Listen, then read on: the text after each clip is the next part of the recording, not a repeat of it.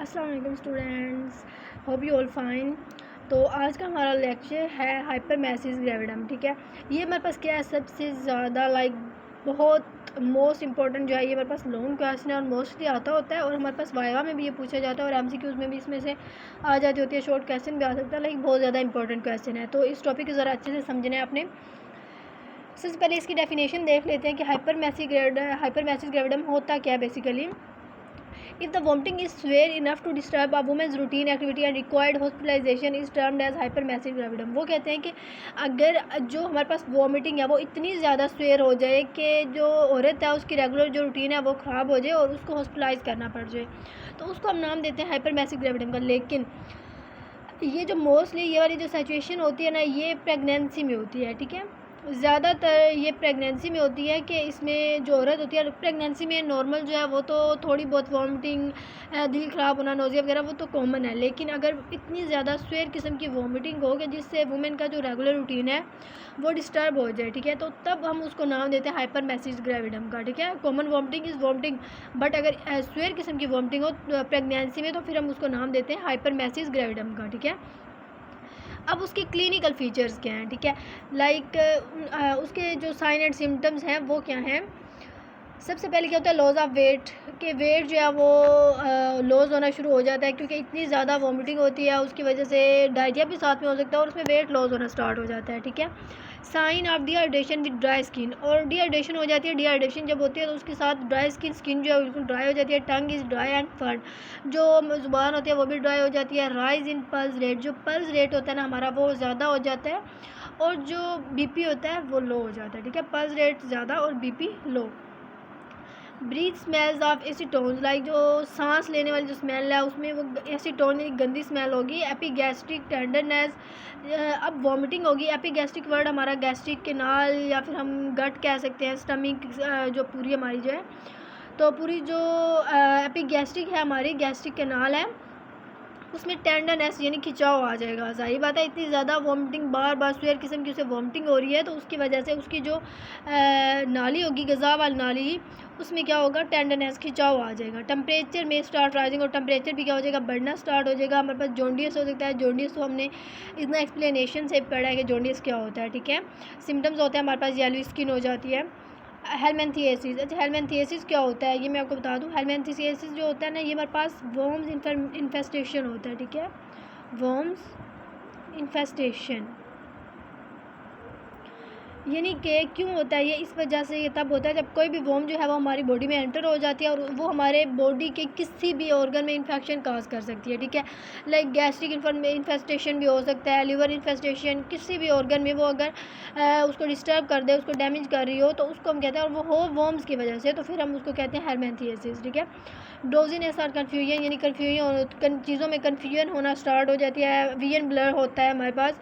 Squint and retinal haemorrhage, अच्छा squint और retinal haemorrhage क्या है। स्क्विंट जो है ना ये हमारे लिए, इसको हम सब कंजक्टिवल हेमरेज भी कहते हैं। ये जो स्क्विंट है ना, सब कंजक्टिवल हेमरेज, मैं यहाँ पे लिख देती हूँ, सब कंजक्टिवल, यानी इसको सब कंजक्टिवल हेमरेज भी कहते हैं। ठीक है,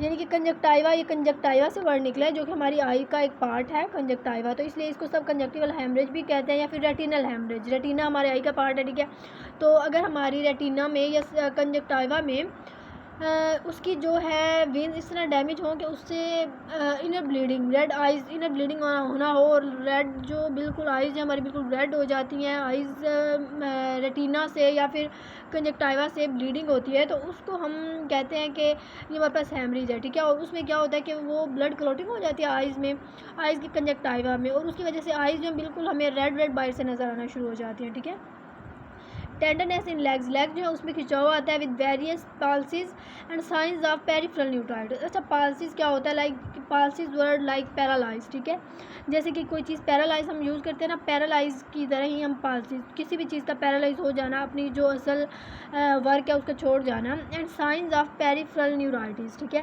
पेरिफेरल न्यूराइटिस, अब पेरिफेरल न्यूराइटिस क्या, हमारा जो पेरिफेरल सिस्टम है, पेरिफेरल नर्वस सिस्टम है जो कि ब्रेन और स्पाइनल कॉर्ड पर मुश्तमिल होता है, तो उसमें न्यूराइटिस, पेरिफेरल न्यूराइटिस के उसके जो न्यूरॉन्स हैं, ठीक है, तो न्यूरॉन्स क्या होंगे, डैमेज हो जाएंगे, तो उसको कहते हैं पेरिफेरल न्यूराइटिस। अच्छा आगे हमारे पास है एंसिलोपैथी, ठीक है, डैमेज ऑफ ब्रेन, ब्रेन का कोई भी पार्ट है उसमें जो है ना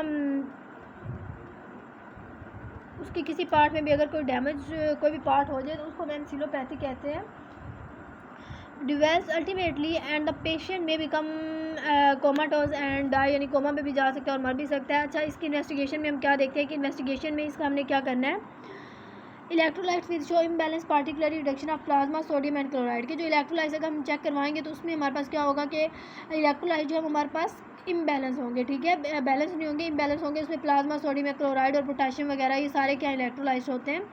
ब्लड यूरिया क्या होगा, रेज यानी बढ़ जाएगा, urine is concentrated that is oligo urea, तो जो यूरिया होगा यूरिन क्या होगा, कंसनट्रेटेड हो जाएगा यानी थिक हो जाएगा, और ओलिगो यूरिया, ओलिगो का तो मतलब वही होता है कम, यानी जो यूरिया वो कम मिकदार में आएगा। Urine contains acetone albumin and bile chloride are diminished, और जो यूरिन होगा उसमें एसीटोन होगा, एल्ब्यूमिन होगा, बाइल क्लोराइड, ये जो सारे हमारे पास इलेक्ट्रोलाइट्स हैं ये यूरिन में पाए जाएंगे, ठीक है। ट्रीटमेंट अब हमने इसका कैसे करना है, रीअश्योरेंस एंड एक्सप्लेनेशन, हमने एक्सप्लेनेशन वगैरह उससे अच्छे से लेनी है। डाइट कंट्रोल इन अर्ली, हमने उसको डाइट वगैरह अच्छे से देखनी है। Small carbohydrate meals should be taken at short intervals, ठीक है, जिनमें कार्बोहाइड्रेट्स थोड़े कार्बोहाइड्रेट्स हमने वो लेने हैं, और कॉन्स्टिपेशन शुड बी ट्रीटेड, क्योंकि जाहिर बात है इसमें हमने पढ़ा है कि ओलिगो यूरिया इट्स मीन की कॉन्स्टिपेशन हो जाएगी, तो उसके लिए हमने क्या करना है, उसको ट्रीट करना है। Fatty food is avoided, fatty food नहीं खाना, ठीक है।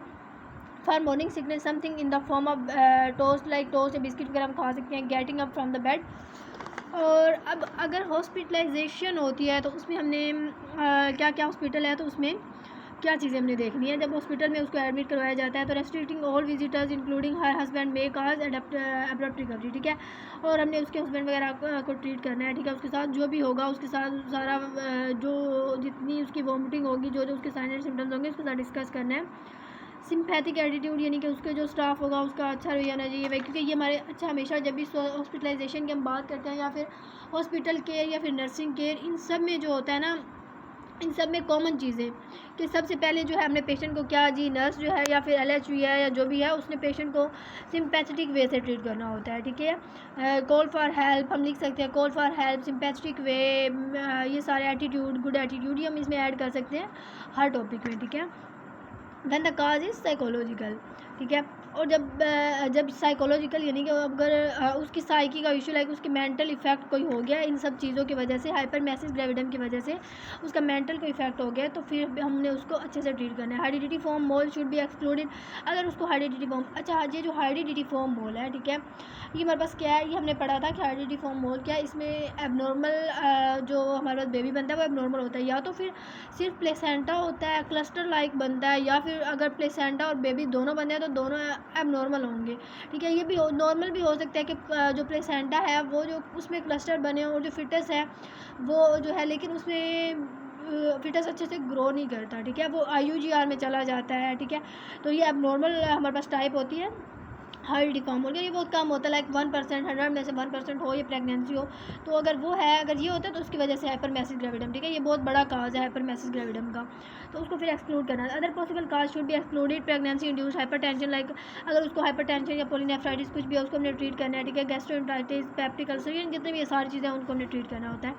फ्लूइड बैलेंस हमने देखना होता है। एंटीस्टामाइन्स विच आर नॉट टेटोजिन, अच्छा यहाँ पे एंटीस्टामाइन्स इसमें हमने क्या देखना है कि एंटीस्टामाइन्स हमने उसको देनी होती हैं।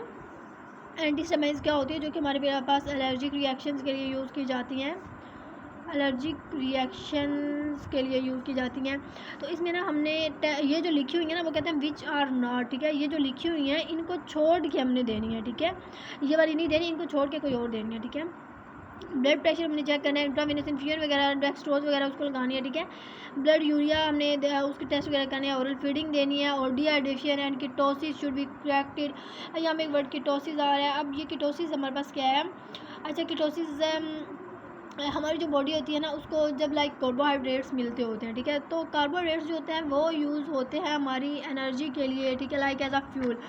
अगर कार्बोहाइड्रेट्स हम अच्छे से नहीं ले रहे, ठीक है, तो क्या होता है, जो हमारी बॉडी है वो हमारा जो फ़ैट होता है उसको अगर उस फ़ैट को यूज़ करना शुरू कर दे, ठीक है, इसमें वेट लॉस होना शुरू हो जाता है, फ़ैट को हमारी जो हमें नीड होती है उसके लिए यूज़ करना शुरू कर दे, तो जो कार्बोहाइड्रेट्स होते हैं ना वो कीटोसिस, तो बहुत ज़्यादा मिकदार में कीटोन्स बनना स्टार्ट हो जाता है। कीटोन से वर्ड निकला है कि जब बॉडी फ़ैट जो है वो एज अ फ्यूल यूज़ करना शुरू कर दे तो फिर कीटोन्स बहुत ज़्यादा मिकदार में बन जाते हैं, तो उस अमल को कहते हैं कीटोसिस। ओके, तो हमने इसको करेक्ट करना है, ठीक है। एडिकेट सेटेशन हमने उसको देनी है, रेस्ट के लिए हमने, ठीक है, ओरल हाइजीन उसकी देखनी है, ठीक है। Neuropathy is prevented by giving vitamin vitamin B6 100 mg पर डेली, ठीक है। न्यूरोपैथी क्या है, हमने उसकी न्यूरो वर्ड क्या है, ब्रेन से निकला है, तो उसके अगर ब्रेन में कोई भी जो है वो इशू आ रहा है, यानी उसकी कोई भी मेंटल डिसऑर्डर आ रहा है, तो उसके लिए हमने उसको जो है ना वो प्रिवेंट करना है, विटामिन B वगैरह B6 देनी है। If above measure fail to control vomiting the possibility of therapeutic abortion should be consider, ठीक है। तो हमने फिर क्या करना होता है उसका थेराप्यूटिक एबॉर्शन। अच्छा, थेराप्यूटिक एबॉर्शन क्या होता है, वो कहते हैं अगर हमने सारा कुछ कर लिया है, सारी मेडिकेशन सारा कुछ कर लिया, तो उसके बाद भी जो है उस बेचारे की वॉमिटिंग नहीं ठीक हो रही, तो देन हमने इसका क्या करना है, थेराप्यूटिक एबॉर्शन करना है। अब थेराप्यूटिक एबॉर्शन क्या, हमारे पास जो हम ट्रीटमेंट के लिए एबॉर्शन करते हैं ना उसको हम थेराप्यूटिक एबॉर्शन कहते हैं, ठीक है। यूज़ फॉर ट्रीटमेंट, जो ट्रीटमेंट के लिए हम एबॉर्शन करते हैं कोई भी, तो उसको थेराप्यूटिक एबॉर्शन कहते हैं, क्योंकि एबॉर्शन की तो बहुत सारी टाइप्स हैं, ठीक है, हमने पढ़ी भी है कि बहुत ज़्यादा उसकी टाइप्स होती है एबॉर्शन की। तो ये जो एबॉर्शन थेराप्यूटिक है इसका मतलब ये है कि अगर हम किसी भी प्रेगनेंसी को ट्रीटमेंट करने के लिए, उसका ट्रीट करने के लिए हम उसका एबॉर्शन करवाते हैं तो हमारे पास थेराप्यूटिक एबॉर्शन आता है, ठीक है। तो ये हमारा आज का लेक्चर है, इसको आपने अच्छे से प्रिपेयर करना है, ठीक है, और क्योंकि ये बहुत ज़्यादा इम्पोर्टेंट भी है। आई होप कि आप सबको समझ आ गया होगा। Okay, thank you so much.